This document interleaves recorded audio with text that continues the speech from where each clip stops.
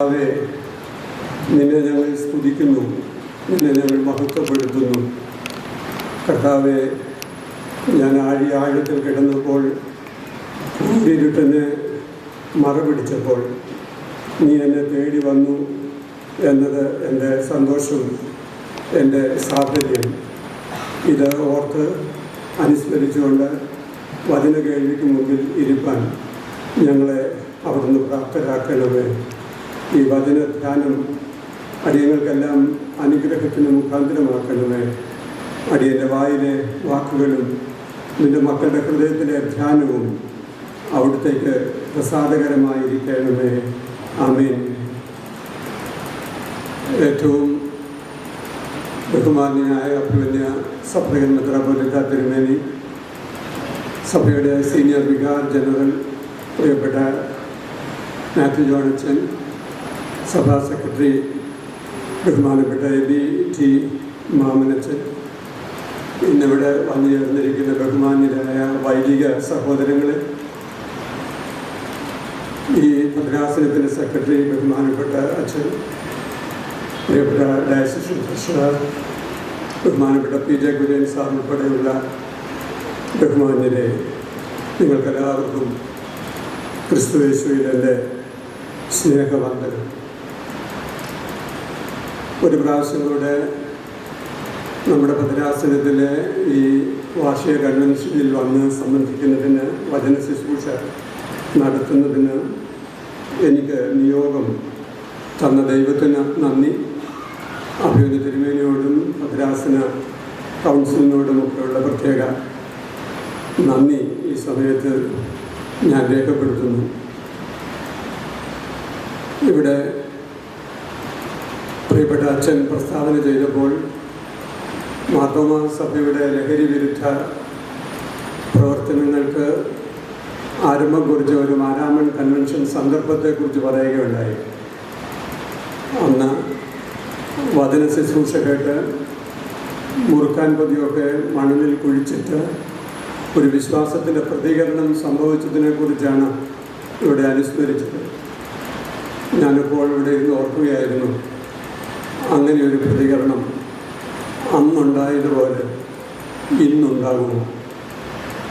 ഇന്നുണ്ടാകാത്തതിൻ്റെ കാരണം എന്താണ്? ആ കാലഘട്ടത്തിലെ മനുഷ്യർ ദൈവവചനത്തോട് പൊതുവെ പുലർത്തിയിരുന്ന ആദരവ് ഇന്ന് നാം പുലർത്തുന്നുണ്ടോ? നമ്മിലേക്ക് വരുന്ന ദൈവിക സംവേദനങ്ങളോട് നമുക്ക് കൃത്യമായി പ്രതികരിക്കുവാൻ കഴിയുന്നുണ്ടോ? എവിടെയാണോ വെല്ലുവിളികൾ ഉണ്ടാകുന്നത്, എവിടെയാണോ വെല്ലുവിളികളോട് ക്രിയാത്മകമായി പ്രതികരിക്കുന്നത്, അവിടെയാണ് സംസ്കാരം ഉണ്ടാകുന്നത് എന്ന് ചരിത്ര വിശകലനം നടത്തിക്കൊണ്ട് ആർണോൾഡ് ടോയിൻബി പറഞ്ഞിട്ടുണ്ട്. Where challenges are responded, civilizations are created. എവിടെയാണോ വെല്ലുവിളികളോട് ക്രിയാത്മകമായി പ്രതികരിക്കുന്നത്, അവിടെയാണ് സംസ്കാരം ഉണ്ടാകുന്നത്. നമ്മുടെ ഒരു ക്രൈസ്തവ സംസ്കാരം ധാർമ്മിക മൂല്യങ്ങളിൽ ശക്തമായി അധിഷ്ഠിതമാകുന്ന ഒരു ക്രൈസ്തവ സംസ്കാരം കെട്ടുപണി ചെയ്യുന്നതിന് ഈ നമ്മുടെ കൺവെൻഷൻ യോഗം മുഖാന്തരമായി തീരട്ടെ എന്ന് ഞാൻ പ്രാർത്ഥിക്കുന്നു.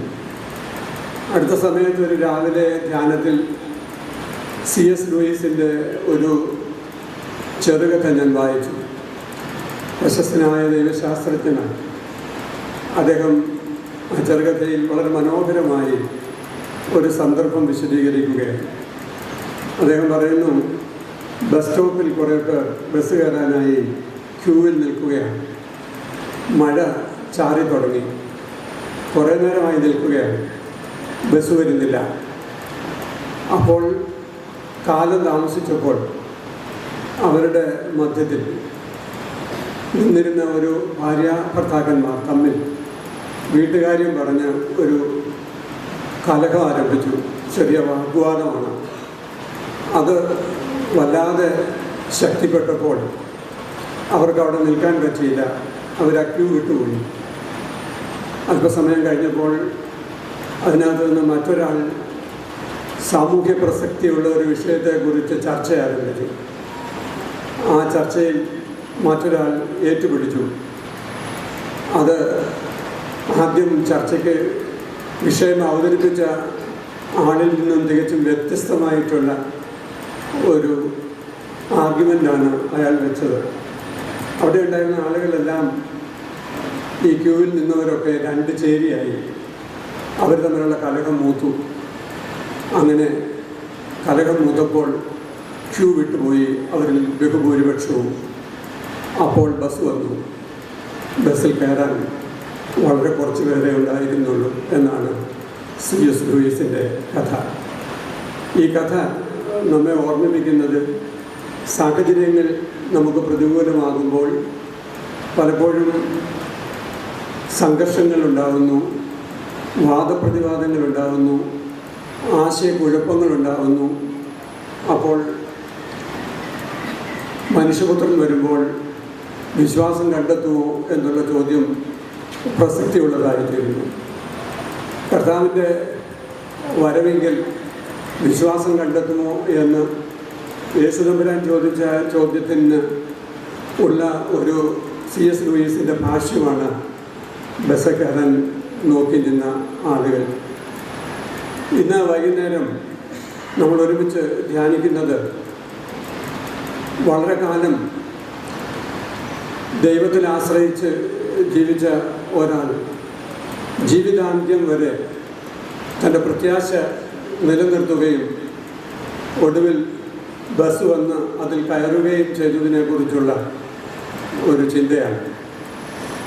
ബസ് എവിടെയാണ് വന്നത്, ട്രെയിൻ എവിടെയാണ് വന്നത് എന്നൊന്നും ചോദിക്കരുത്, ഇവിടെ കഥയിൽ ചോദ്യമില്ല. എന്നാൽ ലക്ഷ്യം മുമ്പിൽ കണ്ട് ആ ലക്ഷ്യത്തിൽ തന്നെ നിലനിന്ന് ഒടുവിൽ ലക്ഷ്യസാക്ഷാത്കാരം നേടിയ ഒരാൾ മോശയാണ്. മോശയെക്കുറിച്ച് നമ്മൾ സംഖ്യാപുസ്തകം 12-ാം അധ്യായം 3-ാം വാക്യത്തിൽ ഇങ്ങനെ വായിക്കുന്നുണ്ട്: മോശ എന്ന പുരുഷനോ ഭൂതലത്തിലുള്ള സകല മനുഷ്യരിലും അതിസൗമ്യനായിരുന്നു. കർത്താവിൻ്റെ ഗിരിപ്രഭാഷണത്തിൽ ഭാഗ്യവർണ്ണനകളിൽ കർത്താവ് പറയുന്ന അതിസുന്ദരമായ പ്രസ്താവനകളിലൊന്നാണ് സൗമ്യതയുള്ളവർ ഭാഗ്യവാന്മാർ, അവർ ഭൂമിയെ അവകാശമാക്കും. സൗമ്യതയുള്ളവർക്ക് എങ്ങനെയാണ് ഭൂമി അവകാശമായി കിട്ടുന്നത്? സൗമ്യതയുള്ളവർ എങ്ങനെയാണ് ഈ അവരുടെ ലക്ഷ്യസാക്ഷാത്കാരത്തിലേക്ക് എത്തുക എന്നൊക്കെ ഉള്ളതൊരു ചോദ്യമാണ്. ഡോക്ടർ സാംഗമലേസൻ മാരാമൻ കൺവെൻഷനിൽ ഒരു പ്രസംഗത്തിൽ ഞാൻ പരിഭാഷപ്പെടുത്തിയ ഒരു പ്രസംഗത്തിൽ അദ്ദേഹം വളരെ റെറ്റോറിക്കായി പറഞ്ഞൊരു സ്റ്റേറ്റ്മെൻ്റ് ഉണ്ട്: meekness is not weakness. Meekness എന്നത് ബലഹീനതയല്ല, സൗമ്യത ജെന്റിൽനെസ് എന്നത് ബലഹീനതയല്ല. പിന്നെ അദ്ദേഹം അതിനെ അവിടെ വ്യക്തമാക്കാനായി ശ്രമിച്ചു. Meekness is harnessing the potentials for the ultimate goal. ആത്യന്തികമായ ലക്ഷ്യസാക്ഷാത്കാരത്തിന് വേണ്ടി തന്നിലുള്ള കഴിവുകളെ പദം വരുത്തുന്ന അവസ്ഥയ്ക്കാണ് നമുക്ക് സൗമ്യത എന്ന് പറയാനായിട്ട് സാധിക്കുന്നത്. ക്ഷിപ്രപ്രതികരണത്തിന് സാധ്യതയുള്ളവർ ആ ക്ഷിപ്രപ്രതികരണത്തെ ഒരുപക്ഷെ ഉന്നതമായ ലക്ഷ്യങ്ങൾക്ക് വേണ്ടി പദം വരുത്തി സൂക്ഷിക്കുന്ന ഒരവസ്ഥയ്ക്ക് മീക്ക്നെസ് എന്ന് പറയാം. ഞാനിന്ന് മോശയെക്കുറിച്ചുള്ള ഒരു ധ്യാനം പറയുമ്പോൾ പ്രിയപ്പെട്ടവരെ, മോശ ഒരു ക്ഷിപ്രപ്രതികരണക്കാരനായിരുന്നു എന്ന് പറഞ്ഞുകൊണ്ട് ആരംഭിക്കാനായിട്ട് ശ്രമിക്കുകയാണ്. മോശയെക്കുറിച്ച് അദ്ദേഹം ക്ഷിപ്രപ്രതികരണക്കാരനായിരുന്നു എന്ന് പറഞ്ഞതിന് ഒരടിസ്ഥാനമുണ്ടല്ലോ. നമുക്കറിയാം, ഒരു എബ്രായനും ഒരു മിസ്രൈമിനും തമ്മിൽ കലഹമുണ്ടായപ്പോൾ അദ്ദേഹം അങ്ങോട്ടും ഇങ്ങോട്ടും നോക്കി എബ്രായൻ മിസ്രൈമിനെ എബ്രായനായ മോശ അടിച്ചു കൊല്ലുകയും അവനെ മണലിൽ പൂഴ്ത്തുകയും ചെയ്തു. അത്രമാത്രം ക്ഷിപ്രപ്രതികരണത്തിൻ്റെ ആളായിരുന്നു മോശ. എന്നാൽ ആ മോശയെക്കുറിച്ചാണ് സംഖ്യാപുസ്തകം 12-ാം അധ്യായത്തിൽ രേഖപ്പെടുത്തിയിരിക്കുന്നത് അദ്ദേഹം ഭൂമിയിലുള്ള സകല മനുഷ്യരിലും അതിസൗമ്യനായിരുന്നു എന്ന്. പ്രിയപ്പെട്ടവരെ, നമ്മൾ ഈ വൈകുന്നേരത്തെ ധ്യാനത്തിൽ പങ്കെടുക്കുമ്പോൾ ഇന്ന് ദൈവസന്നിധിയിൽ നമ്മൾ പ്രാർത്ഥിക്കേണ്ട ഒരു പ്രധാനപ്പെട്ട പ്രാർത്ഥന, ദൈവതമ്പുരാനെ അപകടകരമായ നാശം വരുത്തുന്ന ക്ഷിപ്രപ്രതികരണങ്ങളിൽ നിന്ന് നീ എന്നെ വിടുവിക്കണമേ. ആർക്കും ഒരു പ്രയോജനവും ചെയ്യാത്ത ക്ഷിപ്രപ്രതികരണങ്ങളുടെ വിക്റ്റിമായി പോകാതിരിക്കാൻ, അതിൻ്റെ ഇരയായി പോകാതിരിക്കാൻ ദൈവം എന്നെ സഹായിക്കണമേ. മാർത്തോമാ സഭാംഗമാണ് ഡോക്ടർ CP ജോൺ. അദ്ദേഹം അടുത്ത സമയത്ത് ഒരു പ്രസംഗത്തിൽ പറഞ്ഞു, we are the victims of success. നമ്മൾ ഈ കാലഘട്ടത്തിൽ ജീവിക്കുന്ന നമ്മൾ വിജയത്തിൻ്റെ ഇരകളാണ്. We are the victims of success. നമ്മുടെ മാതാപിതാക്കൾ കടന്നുപോയ ജീവിത സാഹചര്യങ്ങളിൽ നിന്നും വ്യത്യസ്തമായ ജീവിത സാഹചര്യങ്ങൾ നമുക്കുണ്ട്. നമുക്കൊരുപാട് നേട്ടങ്ങളുണ്ട്. ശാസ്ത്ര സാങ്കേതിക വിദ്യകൾ അഭിവൃദ്ധിപ്പെട്ടപ്പോൾ നമ്മുടെ ജീവിതം വളരെ സുഖകരമായിട്ടുണ്ട്. നമുക്ക് പറയാം, നമ്മൾ വിജയികളാണ് ഈ നൂറ്റാണ്ടിൽ ജീവിച്ചവർ, ഈ കാലഘട്ടത്തിൽ ജീവിക്കുന്നവർ. ഇതുപോലൊരു കാലഘട്ടം കാണാനുള്ള ഭാഗ്യം നമുക്ക് ലഭിച്ചതിനെ ഓർത്ത് നാം ദൈവത്തിന് നന്ദി പറയണം. എന്നാൽ അതോടൊപ്പം തന്നെ നമ്മൾ ക്ഷിപ്രപ്രതികരണങ്ങളെക്കുറിച്ചും കൊലപാതകങ്ങളെക്കുറിച്ചും മദ്യലഹരിയെക്കുറിച്ചും ആസക്തികളെക്കുറിച്ചുമൊക്കെ വളരെ കൂടുതൽ കേൾക്കുന്ന ഒരു കാലഘട്ടത്തിൽ ജീവിക്കുന്നു എന്നുള്ളത് നമ്മൾ പ്രത്യേകിച്ച് അറിയണം. Are we victims of success? നമ്മൾ നമ്മുടെ വിജയങ്ങളുടെ ഇരകളായി തീരുന്നുണ്ടോ എന്നുള്ളതിനെക്കുറിച്ച് ശാന്തമായി ആലോചിക്കുക. ഇപ്പോൾ കേരളത്തെ വല്ലാതെ പിടിച്ചു കൊടുക്കുന്ന ഒരു വിവാദമാണ് നെയ്യാറ്റിൻകരയിലെ സമാധി പ്രശ്നം. അദ്ദേഹം മരിച്ചതല്ല, സമാധിയായതാണ് എന്ന് മക്കൾ പറയുന്നു. അത് മനസ്സിലാക്കാൻ കഴിയാത്ത പോലീസുകാർ, ഭരണകൂടവുമൊക്കെ അതിനെക്കുറിച്ച് അന്വേഷിക്കുകയാണ്. എന്താണ് ഈ സമാധി? അദ്ദേഹത്തിന് സമാധി ഉണ്ടായതാണോ നമുക്ക് അറിഞ്ഞുകൂടാ. അതിനെക്കുറിച്ചുള്ള അന്വേഷണങ്ങളൊക്കെ നടക്കുകയാണ്. എൻ്റെ വിശ്വാസം മോശയ്ക്ക് സമാധി ഉണ്ടായി എന്നാണ്. അതിന് കാരണം നെബോ പർവ്വതത്തിലേക്ക് മോശ കയറിപ്പോയി അവിടെ വെച്ച് മരിച്ചു എന്ന് നമ്മൾ ആവർത്തന പുസ്തകം 34-ാം അധ്യായത്തിൽ വായിക്കുന്നുണ്ട്. എന്നാൽ മോശ കല്ലറ എവിടെയാണെന്ന് അറിഞ്ഞുകൂടാ. കല്ലറയില്ല. അടയ്ക്കത് എവിടെയാണ് എന്ന് അറിഞ്ഞുകൂടാ.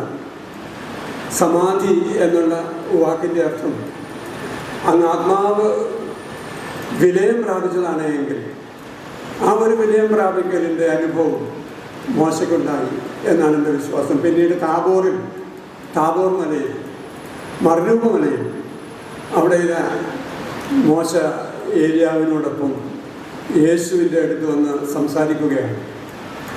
അങ്ങനെയാണെങ്കിൽ അത് വിശുദ്ധന്മാരുടെ സംസർഗമാണ്. ദൈവത്തിന് സ്തോത്രം. അപ്പോൾ ആ വലിയൊരു അനുഭവം മോശയ്ക്കുണ്ടായി.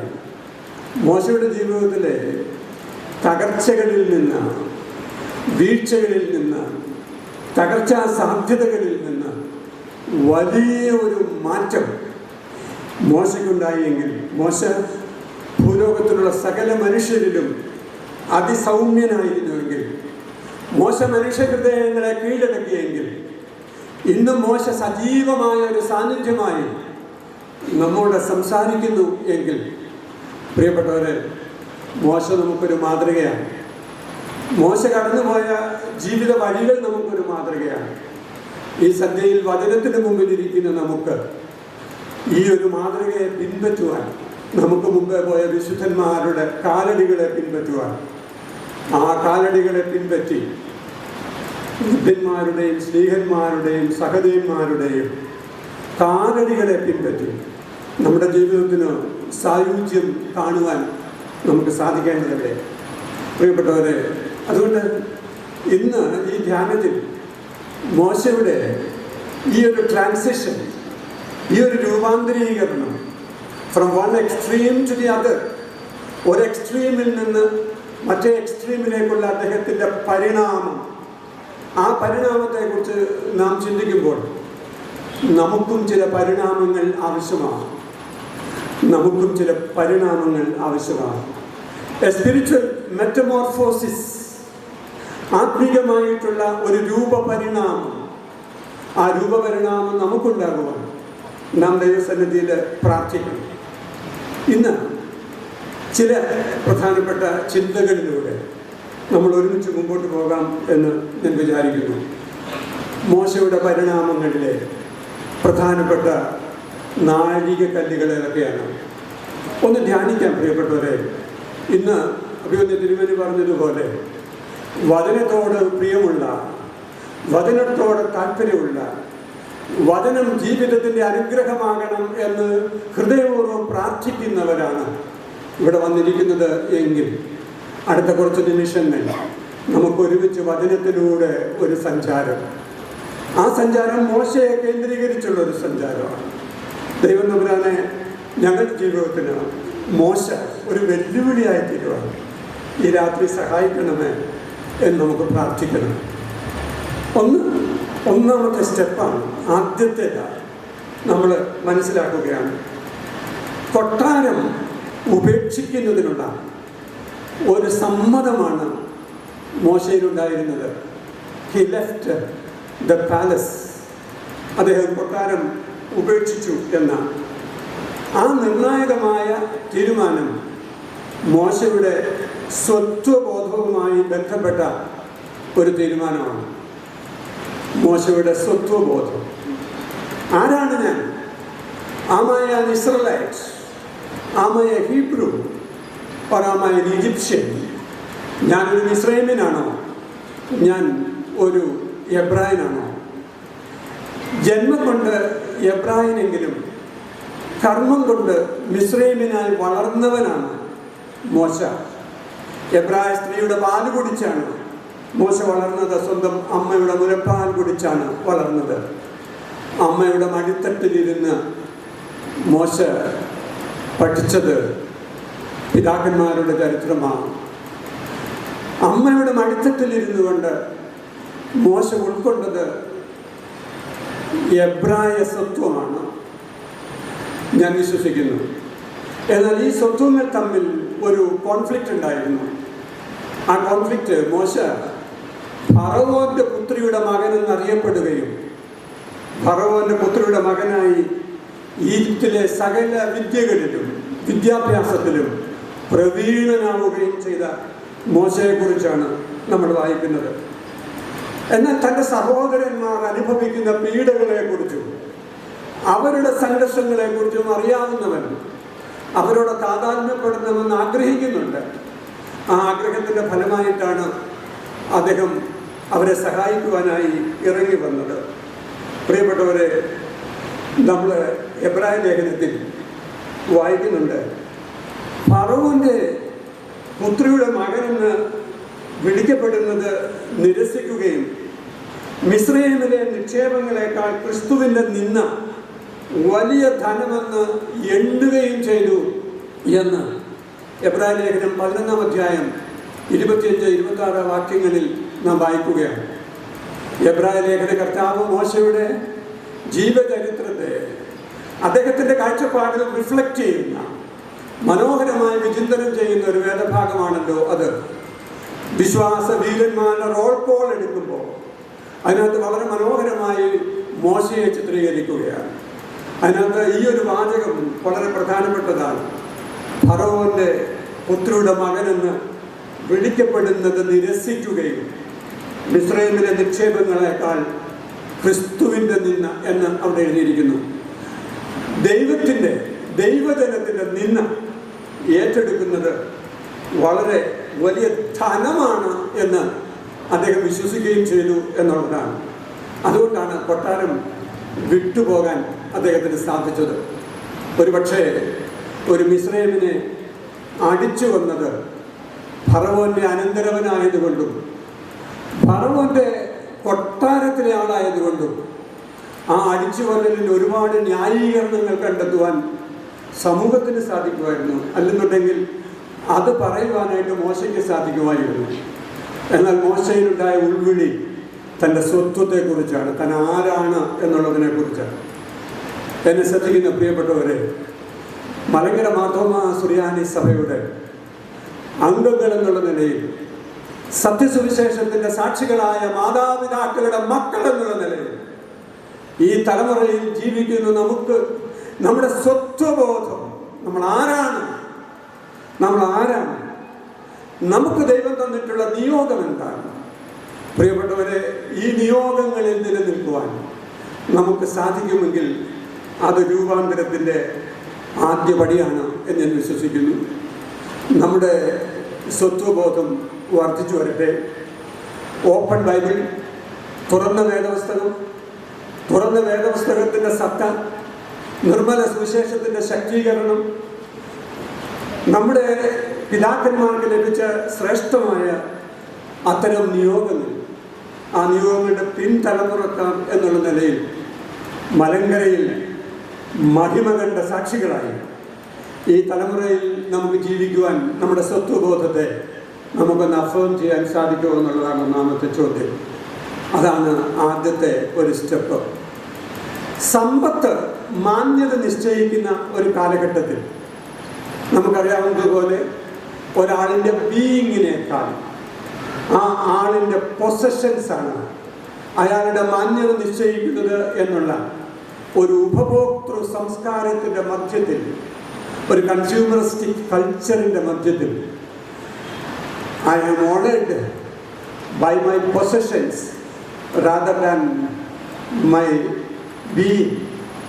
എൻ്റെ ആളത്വത്തെക്കാൾ എനിക്കുണ്ട് എന്നുള്ള എൻ്റെ സമ്പത്തും എൻ്റെ സാമൂഹ്യ സ്ഥാനങ്ങളും എനിക്കുണ്ട് എന്ന് ഞാൻ വിചാരിക്കുന്ന എൻ്റെ സാമൂഹ്യ നേട്ടങ്ങളുമൊക്കെയാണ് എൻ്റെ മാന്യത നിശ്ചയിക്കുന്നത് എങ്കിൽ, പ്രിയപ്പെട്ടവരെ, ഒരിക്കലും കൊട്ടാരം വിട്ടുപോകാൻ നമുക്ക് സാധ്യമല്ല. കൊട്ടാരത്തിൻ്റെ ഭോഗങ്ങളെ വിട്ടുപോകുവാൻ നമുക്ക് സാധ്യമല്ല. കൊട്ടാരം ഭോഗങ്ങളുടെ അടയാളമാണ്. എബ്രായൻ ദാസൻ അവൻ പീഡനത്തിൻ്റെയും സഹനത്തിൻ്റെയും പ്രതീകമാണ്. അങ്ങനെയെങ്കിൽ ഇപ്പോൾ ആ സ്വത്വം വിട്ട് ഈ സ്വത്വം സ്വീകരിക്കണമെങ്കിൽ വലിയ ബുദ്ധിമുട്ടാണ്. പ്രിയപ്പെട്ടവരെ, നമുക്ക് ശാന്തമായി മോശയെക്കുറിച്ച് ധ്യാനിക്കുമ്പോൾ നമ്മുടെ ജീവിതത്തെ മോശയുമായി ചേർത്ത് വെച്ച് ഒന്ന് ധ്യാനിക്കണം. ഇന്നലെ വൈകുന്നേരത്തെ ഒരു ധ്യാനത്തിൽ ബഹുമാനപ്പെട്ട ദാനിയേൽ വർഗീസ് അച്ഛനുണ്ടായിരുന്നു.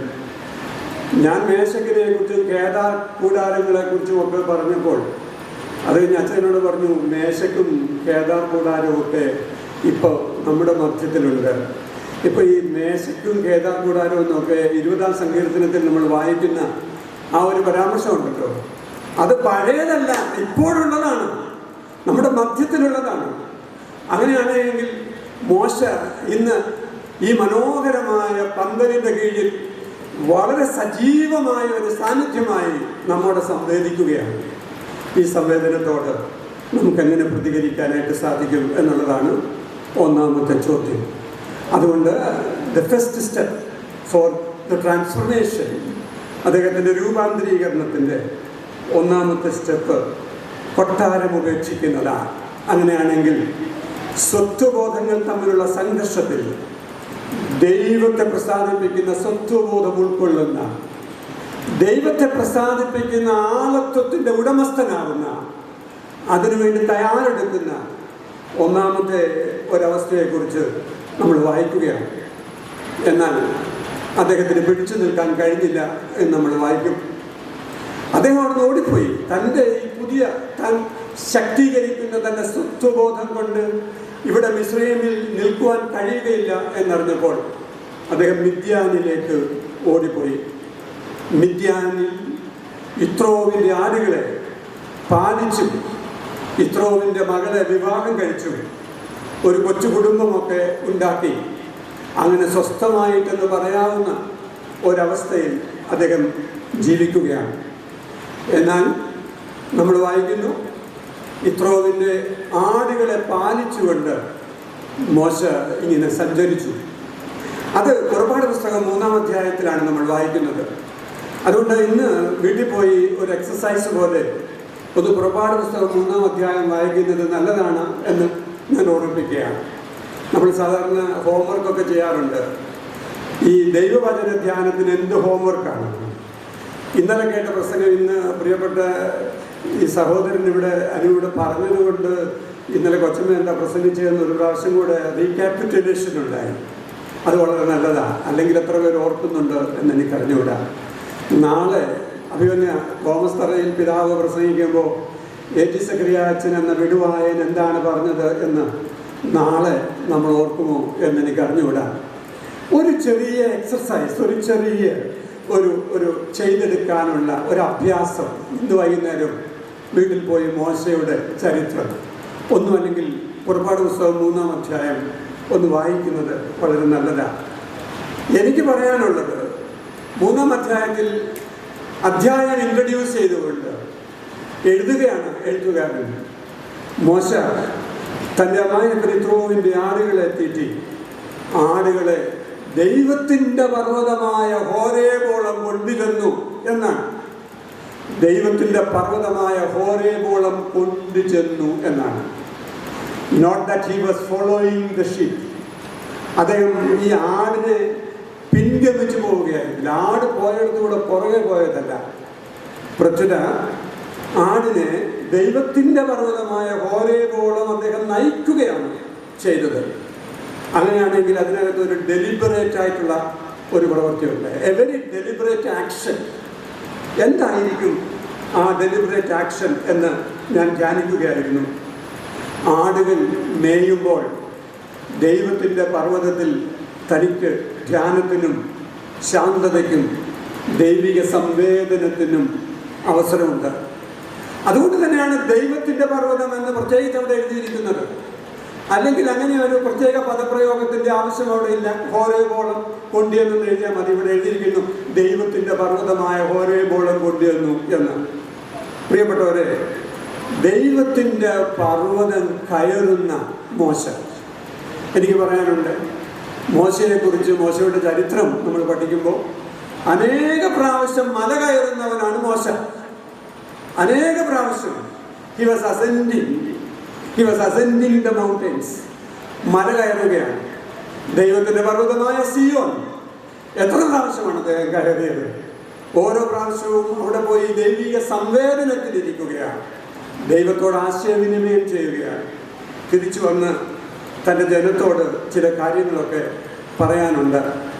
എന്നെ ശ്രദ്ധിക്കുന്ന പ്രിയപ്പെട്ടവരെ, ഈ ഭദ്രാസന കൺവെൻഷനിൽ, ഈ ഭദ്രാസനത്തിന് മുഴുവൻ ഇന്ന് മാർഗദർശകമാകുവാനുള്ള ദൈവത്തിൻ്റെ വചനം കർത്താവ് നമ്മെ ഓർമ്മിപ്പിക്കുകയാണ്. ജീവിതത്തിൻ്റെ പരാജയ തീരങ്ങളുടെ റെമിനിസൻസ് ഉണ്ടാകുമ്പോൾ, ജീവിതത്തിൻ്റെ പരാജയ തീരങ്ങളുടെ ഓർമ്മകൾ ഉണ്ടാകുമ്പോൾ, പ്രിയപ്പെട്ടവരെ, ആ പരാജയത്തിൻ്റെ മധ്യത്തിലും ദൈവബോധം സൂക്ഷിക്കാനും ദൈവിക സാമീപ്യം അനുഭവിക്കുവാനുമുള്ള ഒരു ഡെലിബറേറ്റ് എഫേർട്ട്, വളരെ മനഃപൂർവമായ ഒരു എഫേർട്ട് ഉണ്ടാകുമ്പോൾ അതിനകത്തൂടെ ദൈവാനുഗ്രഹത്തിൻ്റെ അനുഗ്രഹ സ്പർശം നമ്മുടെ മേലും ഉണ്ടാകും എന്ന് ഞാൻ ഓർമ്മിപ്പിക്കുന്നു. അതുകൊണ്ട് ഇത് രണ്ടാമത്തെ പടിയാണ്. ഒന്ന്, കൊട്ടാരം വിട്ടുപോകുന്നത്, ഭോഗം വിട്ട് യോഗത്തിലേക്കുള്ള ഒരു യാത്രയാണ്. ഭോഗം വിട്ട് യോഗാത്മകതയിലേക്കുള്ള ഒരു യാത്ര. രണ്ട്, പരാജയങ്ങളുടെ ഓർമ്മകൾ ഹൃദയത്തിന്, ചങ്കിന് മുളകരച്ച് തയ്ക്കുമ്പോഴും അതിൻ്റെ മധ്യത്തിൽ ദൈവ സാന്നിധ്യത്തിൻ്റെ ഒരു അനുഗ്രഹം അനുഭവിക്കുവാൻ ഹോരേബോളം തൻ്റെ ആളുകളെ നയിക്കുന്ന മോശ നമുക്ക് ഈ ഒരു ചിന്ത തരികയാണ്. സങ്കടങ്ങളും കണ്ണുനീരും ജീവിതത്തിൻ്റെ പൊറുതിമുട്ടലുകളും ഒരുപക്ഷെ നമുക്ക് മാത്രമായി പരിഹരിക്കാൻ കഴിയാത്ത പ്രതിസന്ധികളും നമ്മുടെ ജീവിതത്തിൽ ആഞ്ഞടിക്കുമ്പോൾ പാട്ടുപാടിയാൽ പോരാ. കൊടുങ്കാറ്റും തിരമാലയും പടകിൽ വന്ന് ആഞ്ഞടിക്കും നേരം എൻ്റെ ചാരത്തുണ്ടെന്ന് പാടിയാൽ പോരാ. കൊടുങ്കാറ്റും തിരമാലയും എൻ്റെ നേരെ വന്ന് ആഞ്ഞടിക്കുമ്പോൾ എൻ്റെ സഹായം